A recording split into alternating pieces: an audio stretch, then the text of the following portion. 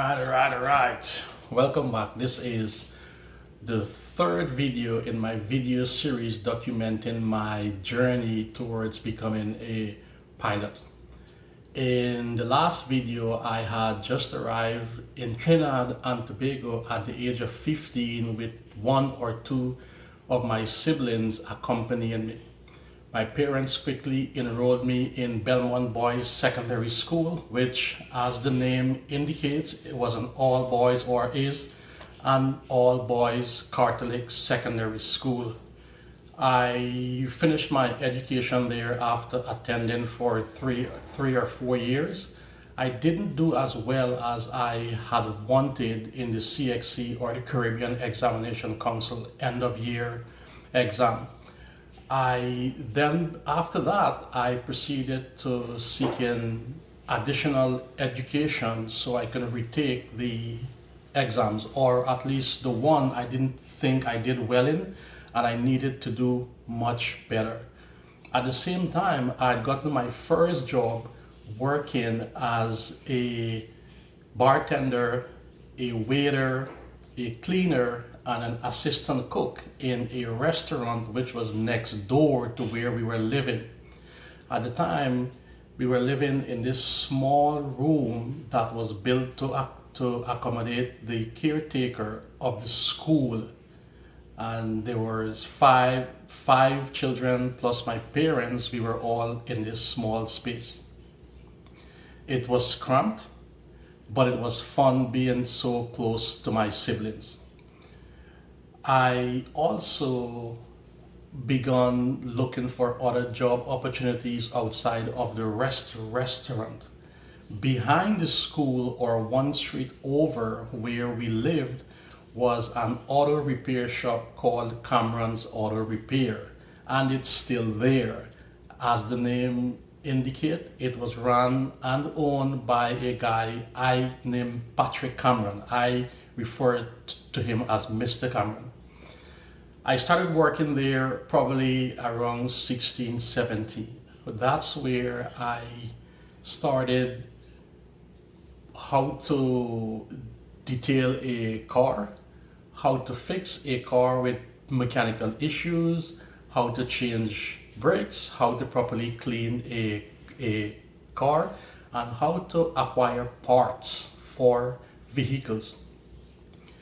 It is there that I learned and now appreciate what it means to have a plan. I would go to work every morning, and my responsibility was to open the shop, clean up all the dog poop, and get everything ready for the other workers, since I was the most junior guy there. I would go into work every morning with a plan. I would like to work on this car, I would like to get the filling done, I would like to get the dents out, and I would want to paint it, at least prime it and pass it on to a more experienced painter. This was my plan. But I would get into work, Mr. Cameron would show up, and he would assign me something totally different.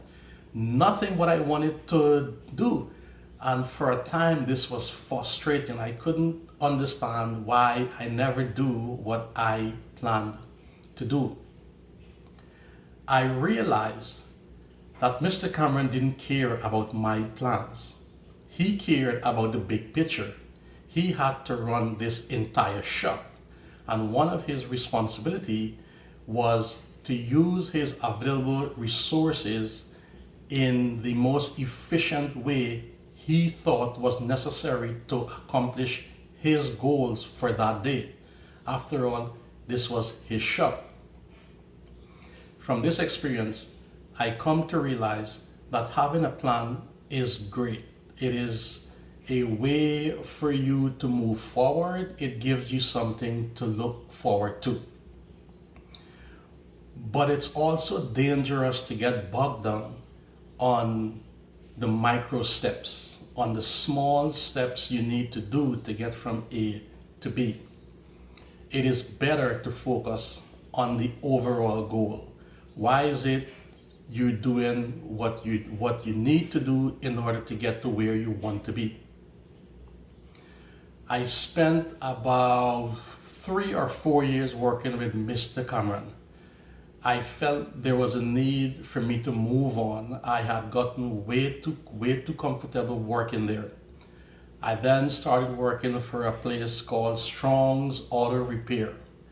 By that time, I was really good at detailing cars. I could detail a car as if it had just came out of the paint shop. You can see your face in it. It was really good. While there, I would detail the cars, and the painters would paint, and the after spray or the overspray from the paint shop would get on the cars that I had just cleaned. And going through this for 2 or 3 cars, I went to my boss and I said, hey, I cannot keep doing the same cars over and over. I do the car on Wednesday, I go home. When I come back on Thursday, the car is full of paint after spray. I need more money. You're gonna have to pay me more money. That's the first place where I stood up for myself, where I felt as if my work wasn't being valued and I needed to be paid more. But more on that story in a minute. What's important about working at Strong's Auto Repair was who I met while I was there. There was a tall, slim, bald-headed guy named Mickey. And Mickey and I would have lunch together in the rafters. And one day we were having lunch and I'm saying to Mickey, I need to become a pilot. I need to get out of here, but I don't know how to do it. And Mickey said, have you ever thought of or heard of working on a cruise ship? I said, no. He said, well, there is an office down the street where you can go and sign up to work on a cruise ship. I said, really? I'm like, great. I walked down there and it turns out they needed money in order to sign you up, and I didn't have the money. But Mickey did. I think Mickey lent me between 3,000 and 5,000 Trinidad and Tobago dollars for me to pay so as to be able to sign up for this cruise ship. Besides my father, Mickey is the second person who I have to give enormous credit for taking a chance on me, who I have to acknowledge. Without his kindness, without his willingness to lend me that amount of money in that country, I would not have been where I am today. I thank you. But this is also a really sad story. After I got on the cruise ship, I was away for I think 10 months. I returned to Trinidad looking to visit Mickey and talk to him about repaying him. I arrived at his house and his brother said to me, oh, Mickey is no longer with us. He passed away. Like, what? He said, yes, Mickey passed away from cancer. While I suspected Mickey was ill because he always appeared ill, I never imagined that I would never see him again. I never imagined that I would never have the opportunity to thank him for the tremendous thing he had done for me. I'm hopeful that one day I will be able to tell Mickey thank you and let him or give him a view as to how important his contribution has been to my success.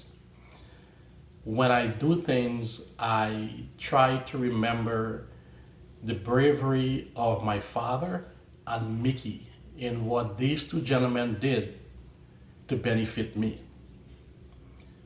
Because of these two individuals, it is very important for me to pass on that level of profound kindness to the people that I'm given the opportunity to come into contact with.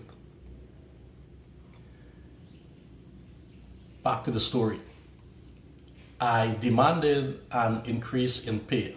And Mr. Strong said that he's not going to give me an increase in pay and I can leave. So I said, fine.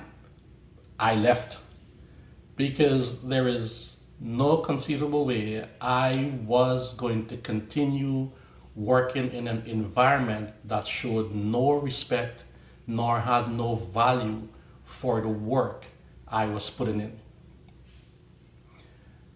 That's it for this video. I hope it is helpful. I hope it is informative. I hope it is inspiring, and I hope it gives the people that I'm specifically talking to a greater insight as to who I am and why I think the way I do.